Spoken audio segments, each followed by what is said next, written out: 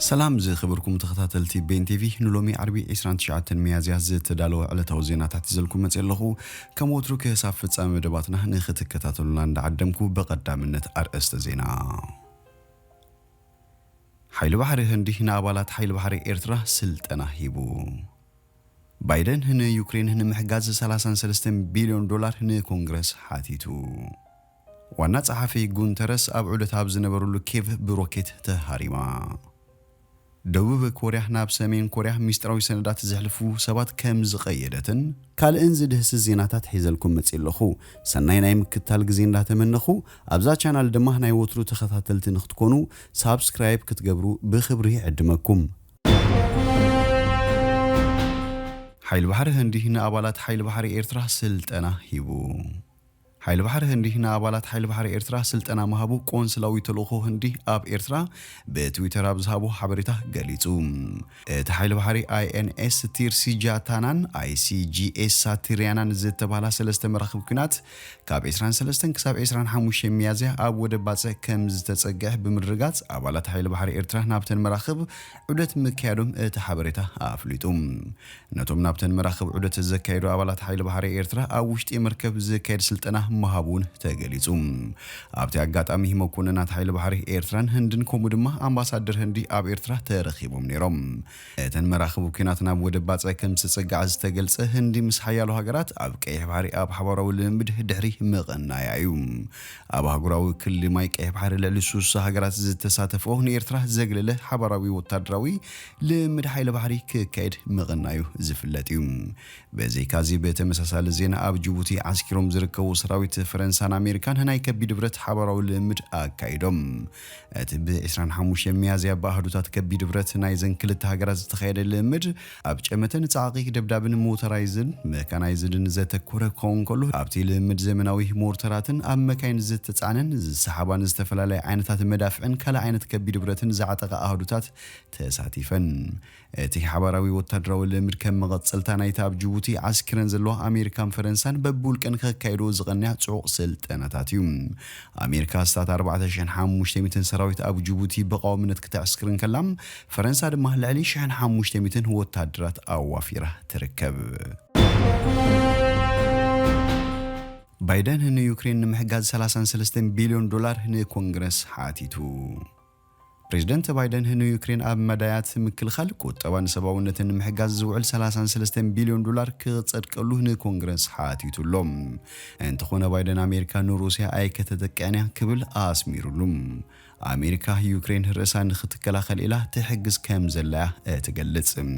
بايدن نز امامن مصداقنا حقاقي اكل بايتو امريكا بداي كم زخون بمملكات اتعلمان يوكرين رسان مكل خال كتحجز مخانا غليصوم بمسار زقرب امامتي 10 بليون او تدراوي معلا 8.5 بليون امداي قطبات 3 بليون كا نسبو حاجزات زوعل مخانو تفضليتلهم از بريزيدنت بايدن حاتيتو زلو متن گنزب ازيو گزيفن نايتا امريكا زاغيت اب يوكرين نوتادراوي مسارحتاتن سبو حاجزن اوصياتو زله گزيف للي عقمي كم زخونه استفلاليه ماكنا زينا يگلصام بزخا بريزيدنت بايدن بتي بوتين ابل زخونت اب غداي يوكرين ايدازاتوت هاجر قصبتاوي نيكلوراوي متقاتي كب مخانو ابز حلف معالتات زگلصو زين صور تحديد كم زيغتا نمراي مخانو تزخاخر بمسارته بايدن زهابو مغلصي امريكا يوكرين زهابتو وتادرو دغف 10 تانكي نوبس كف روسيا ناب يوكرين زوافرت حنت تانكيو 10 تصفي مخانو يخبل ابتي تريح مردو گن بايدن امريكان روسيا ايكونتن تتقزلا انتاي دام يوكرين انصار ورار روسيا رئاسا كتكلاخل منتي كتخيله طراي بنبال بحموس افنيا منستر غداي هوصاو روسيا ابزهاو مغلصي از معراويان زغبرو زلو وتادرو دغف نصتتان مرغان اوروبا اب حدغا زود مخانو اتحساسيو منبارو يذكر بايدن بوغنو تمالي ابزهاو مغلصين از تخسيتو زلو نيكلوراوي مفتات كم زتحساسبو غليصيو منستر غدايات وصاو روسيا سيرجي لافروف بروبو ابزهاو مغلصي از اب يوكرين زلو حدغኛ مفتات نيوكلير وغ ኣቃሊልካ ዝርአ ከም ዘይኮነ ኣጠንቂቑ ነይሩ ነዚ ዘመልከተ ባይደን ዝኾነ ሰብ ብዛዕባ ኒውክሌራዊ ኣጽዋር ኣመልኪቱ ዘይሓላፍነታዊ ዘረባ ክዛረብ ኣይግባእን ኢሉ በተወሳኺ ባይደን ነቲ ሩስያ ትገብሮ ዘላ ምቁራጽ ቀረብ ጋዝ ንፖላንድን ቡልጋርያን ኣመልኪቱ ብጋዝ ምፍራሕ ክብል ገሊጹ ይርከብ ሩስያ ምፍራሕ ብምግባር ካብቲ ተነቢሩላ ዘሎ ማዕቀብ ንኽትወጽውን ዕድል ክንፈጥረልና የብልናን ኢሉ እዚ ባይደን ቀሪቡ ዘሎ እማም ባይቱ ኣሜሪካ ከጸድቕ ልዑል ተኽሉ ከም ዘሎ ጸብጻባት የመላኽቱ ባይደን ኣብዚ ነዘቤታዊ ቀዳምነታቱ ካብ ኮንግረስ ባጀት ንኽረክብ ኣብ ዝጽዕረሉ ዘሎ እዋን እቲ ኮንግረስ ግን ንዩክሬን ወታደራዊ ደገፍ ንምሃብ ልዑል ድሌት ኣለዎ ይብል 33 ቢልዮን ቀሊል ገንዘብ ኣይኮነን ካብ ዝሓለፈ እንተሪና ግን ብቐሊሉ ክጸድቕ ይኽእል እዩ ይብላ ጸብጻባት ኩናት ዩክሬን ድሕሪ ምጅማሩ ባይደን ዝሓተቶሞ ዝሓለፈ ወርሒ ብኮንግረስ ዝጸደቐሉ መጠን ገንዘብ تحت 14 ቢልዮን ዶላር ነይሩ ዝሓለፈ ሰሙን ባይደን ወታደራዊ ሓገዝ ዩክሬን ዝውዕል 800 ሚልዮን ዶላር ንቐጥታዊ ቁጠባዊ ሓገዝ ዝኸውን ከዓ 500 ሚልዮን ዶላር ኣጽዲቑ እዩ ኩናት ሩስያ ዩክሬን ኣብ ለካቲት ምስ ጀመረ ኣሜሪካ ተቕላጢፋ ንዩክሬን ኣብ ምሕጋዝ እያትያ ትርከብ ካብቲ ዝገበረቱ ሓገዛት ንወታደራውን ጸጥታውን ሓገዝ ዝውዕል 3.7 ቢልዮን ዶላር ኣጽዲቓ 100,000 ወታደራታ ናብ ኣባላት ኔቶ ዝኾነ ሃገራት ኤውሮጳ አንቀሳቒሳ ኣብ ልዕሊ ሰብ ሃብትን ፖለቲከኛታትን ሩስያ ቁጠባዊ ማዕቀብ ምድስካል ገንዘብ እገዳ ምንቀሳቐስን ኣጽኒዓ ኣብ ርእሲ እዚ መንግስት ኣሜሪካ ንብረትን ንርእሰ ማል ሩስያውያን ሰብ ሃብቲ ክትሓዝ ክሽየጥን ኣታዊኡ ድማ ንዩክሬን ክወሃብ ዝብል እማመት ማል ሐሙስ ኣቕሪቡሎም ምዕራባውያን መሻርክትን ሕብረት ኤውሮጳን ብዝተፈላለየ መንገዲ ዝተጠረየ ሃብቲ ሊቃን ሩስያውያን ከም ዘይሰርሕ ንምግባር ብሓባር ክሰርሓ ከም ዝጸንሓ ዝፍለጥ እዩ ጸብጻባት ቤተ መንግስት ኣሜሪካ ከም ዘመልከቱ ክሳብ ሕጂ ኣሜሪካ 1 ቢልዮን ዝግመት ንብረት ክትእግድን ከላም ኤውሮጳ ብሓባር ኣስታት 30 ቢልዮን ኣደስኪራላ እዚ ትማለ ቀሪቡ ዘሎ እማም እገዳ ኣሜሪካ ነቲ ካብ ዝተሃገረ ንብረት ዝተረኸበ ገንዘብ በሰንኪ ወራር ሩስያ ኣብ ዩክሬን ንዝተጎድኡ ወገናት ንምሕዋይ ክትጥቀመሉ ዝኽእላዩ ተባሂሉ እዚ ሰብ ስልጣን ኣሜሪካ ምድስካል ንብረትን ሰብ ሃብቲ ሩስያውያን ጥራይ ዘይኮነስ ምግሃሩን ንኽእለሉ ዝቐረበ ሓሳብ ኣብ ሊበራላውያን ጉጅለታት ኣሜሪካ ሕቶታት ኣላዓይሉሎም እንተኾነ ኣብ ኮንግረስ ደገፍ ክልቲኡ ሰልፍታት ዝረክብ እዩ ዝመስል ክብላ ምንጭታት ይጠቕሳ ዋና ጸሓፊ ጉንተረስ ኣብ ዑደት ኣብ ዝነበረሉ ኬፍ ብሮኬት ተሃሪማ ዋና ጸሓፊ ውድብ ሕብራት ሃገራት ኣብ ኪየቭ ርእሰ ከተማ ዩክሬን ምብጻሕ እናገበረን ከሎ ናብታ ከተማ ሮኬታት ተተኪሶም ኣብታ ከተማ ናብ ዝርከብ ሼቪቾንኮ ዝተባለ ከባቢ ክልተ ግዜ ሮኬት ከም ዝተተኮሰን 3 ሰባት ጉድኣት ወሪድዎም ናብ ሆስፒታል ከም ዝተወሰዱን ከንቲባታ ከተማ ገሊጹም አንቶኒዮ ጉንተረስ ኣብታ ከተማ ዑደት ኣብ ዝገብረሉ እዋን ንባይቶ ጸጥታ ኣቲ ዝመርሖ ትካል ነቒፉ እዩ ጉንተረስ እቲ ባይቶ ንኩናት ዩክሬን ደው ከብሎ ኣይከኣለን ብምባል እዚ ብጣዕሚ ዝሕዝንን ዘወጥዕን ይክብል ኮኒኑ ብግልጽ ክነግረኩም ውድብ ሕብራት ሃገራት እቲ ኩናት ደው ንምባል ዓቕሙ ዝምጥን ጻዕሪ ኣይገብረን ኢሉ እቲ 15 ኣባላት ሃገራት ዝሓዘ ባይቶ ጸጥታ ቀንዲ ስርሑ ሰላምን ድሕነትን ዓለም ምሕላው ምዃኑ ገሊጹ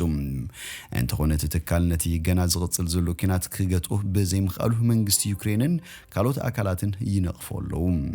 ሩስያ ሓንቲ ካብተን 5 ቆምቲ ኣባላት ባይቶ ጸጥታያ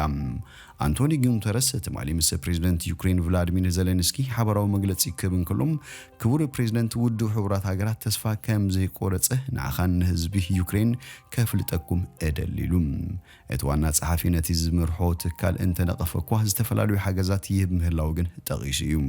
ውድብ ሕብራት ሃገራት ኣብ ዩክሬን 1400 ሰራሕተኛታት ብምውፋር መግብን ገንዘብን ዘጠቓለለ ዝተፈላለዩ ሓገዛት ይገብር ከም ዘሎ ጉንተረስ ተዛሪቡ እቲ ዋና ጸሓፊ ኣብ ዩክሬን ኣብ ዝበጽሓሉ እዋን ፕሬዝዳንት ዘለንስኪ ሩስያ ኣብ ልዕሊ ሃገሩን ዝፈጸመቶም ገበናት ኩናት ከርኢ ከም ዝኽእል ተዛሪቡ ሩስያ ዓሌታዊ ጭፍጨፋ ትፍጽም ኣላ ክብል ከሲሱ ሩስያ ግን ነዚ ከምዚ ዓይነት ክስታት ተነጽጎ ከም ዘላ ዝፍለጥ እዩ ትማሊ ብሮዲያንካ ኣብ ዝተባለ ኣብ ሰሜን ምዕራብ ኪየቭ ኣብ ዝርከብ ከተማ ምብጻሕ ዝገበረ ጉንተረስ በቲ ኩናት ዝዓነወ ህንጻታት ተዓዚቡ ኣብ መበል 21 ክፍለ ዘመን ዘይሕሰብ ኩናት ክብሉን ዝተሰምዑ ሓዘን ገሊጹ ነታ ውሽጢ ፍጹምናት ብሩስያ ዝዓነውት ከተማ ማሪውፖል ምስራኤ ድማ ብኣሽሓት ዝቑጸሩ ሰባት ንምድሓን ጻውዒት ኣቕሪቡ መብዛሕትኦም ኣረጋውያን እዮም ክንቀሳቐሱ ዘይክእሉ ኣለዉ ብኣሽሓት ዝቑጸሩ ሰላማውያን ሰባት ከነድሕኖም ኣለና ክብል ተዛሪቡ ሩስያ ኣዞፊስታል ኣብ ዝተባህለ ቁሸት ኢንዱስትሪ ዝነብሩ ሰላማውያን ሰባት ከምኡውን ወታደራት ዩክሬን ካብቲ ከባቢ ክወጹ መንገዲ ክትከፍት ብተደጋጋሚ ብዩክሬን ተሓቲታያ ሩስያ ግን ኣይተቐበለቶን ዋና ጸሓፊ ሕቡራት ሃገራት ብወገኑ ፕሬዝደንት ቭላድሚር ፑቲን ብመትከል ሰላማውያን ሰባት ካብታ ከተማ ክወጹ ከም ዘፍቀደ ተዛሪቡ ደቡብ ኮርያ ናብ ሰሜን ኮርያ ሚስጥራዊ ሰነዳት ዝሕልፉ ሰባት ቀይዳ ፖሊስ ደቡብ ኮርያ ወታደራዊ ምስጥራት ብምልኣኽ ንዝጠርጠሩም ክልተ ሰባት ኣብ ቀይዲ ከም ዘእተው ኣፍሊጡ ዋና ካይዲ ክሪፕቶ ካረንሲን ንሓደ ደቡብ ኮርያዊ ወታደራዊ መኮንን ብጉልዑ ገንዘብ ናይ ደቡብ ኮርያ ወታደራዊ ምስጥር ክህቦ ከም ዝተሰማምዐ ፖሊስ እቲ ሃገር ተዛሪቦም እቶም ክልተ ሰባት ብዙሕ ገንዘብ ከም ዝተቐበሉ እዮም ዝኽሰሱ ሰሜንን ደቡብ ኮርያን ካብ 1950 ክሳብ 1953 ኣብ ዝነበረ እዋን ህደማዊ ኩናት ካብ ዘካየዳ ንድሓር ክልቴን ሃገራት ክሳብ ሎሚ ኣብ ከቢድ ወጥሬን ዝርከባ ሓደ ኣብ ንጡፍ ስራሕ ዘሎ ናይ ሰሜን ኮርያ ወታደራዊ መኮንንን ሓደ ሲቪል ሰብን ብስልያ ክተኣሳሰሩን ክቕልዑን ናይ ፈለማ ጉዳይ እዩ ክብል ፖሊስ ገሊጹ ካብ ወርሒ ጥሪ ክሳብ መጋቢት ኣብ ዘሎ ግዜ እዚ ወታደራዊ መኮንን ነተወኪል ስልያ ናይ ካሜራ ሰዓትን ናይ ዩኤስቢ መሳርሕን ከም ዝሃቦ እዩ ዝኽሰስ እዞም ክልተ ሰባት ኣብ ዝወርሒ እዚኦም ተታሒዞም ምንነት ናይቲ ኣባል ሰሜን ኮርያ ምዃኑ ዝጥርጥር ሰብ ግን ብንጹር ኣይተፈለጠን ኣኽበርቲ ሕግን ፖሊስን ደቡብ ኮርያ ሓላፊ ናይ ክሪፕቶ ካረንሲ ናይ ሸርፊ ትካል ሓላፊ ሊ ከም ዝበሃልን እቲ ወታደራዊ መኮንን ቢ ተባሂሉ ከም ዝፍለጥን ክልቲኦም ብጥሕሰት ሃገራዊ ድሕነት ሃገር ተኸሲሶም ከም ዘለዉ ትማል ሐሙስ ሓቢሮም ሰበስልጣን ደቡብ ኮርያ እቲ ሃብታም ነጋዳይ ኣብ ሐምለ 2021 ኣብ ንጡፍ ወታደራዊ ምስጥራት ነዝዓዩ መኮንን ንምምልማል ክጸር ከም ዝጀመረ ሓቢሩ ኣብ ዝቐጸለ ወርሒ ሚስተር ሊ ንሻምበል ቢ ረኺቡ ብምዝራብ ወታደራዊ ምስጥራት ንክህቦ ንሱኻ ብቢትኮይን ክኽፈሎ ምስተሰማምዑ እቲ ወታደራዊ መኮንን ኮድ ከም ዝሃቦ እቲ መግለጺ ይሕብር ኣብ ወርሒ ጥሪ ሊ ሰዓት ዝዓይነታ ህብእቲ ካሜራ ዓዲጉ ናብ ሻምበል ቢ ብፖስታ ከም ዝለኣኸሉን ቢ ካነታ ካሜራ ተቐቢሉ ናብቲ ወታደራዊ መደበር ከም ዘምጻእ ኣገልግሎት ዜና ዩንሃፕ ሓቢሩ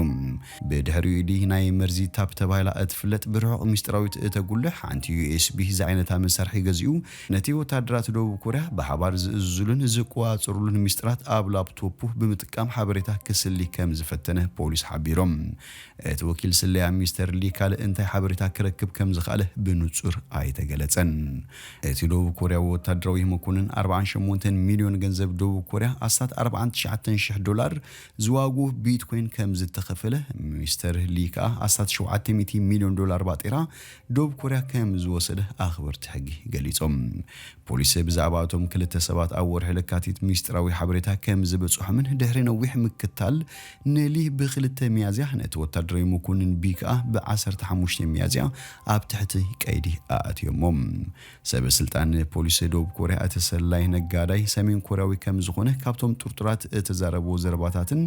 ኣብ ቴሌግራም ዝተረኸበ ሓበሬታታት ከም ዝረጋገጸ ገሊጾም እቲ ሚስጥራዊ ዝለሓኹ ሓበሬታ ንሊን ነቲ ወታደራዊ መኮንን ቢን ብምእሳር ከም ዝዓገቱ ሓቢሩ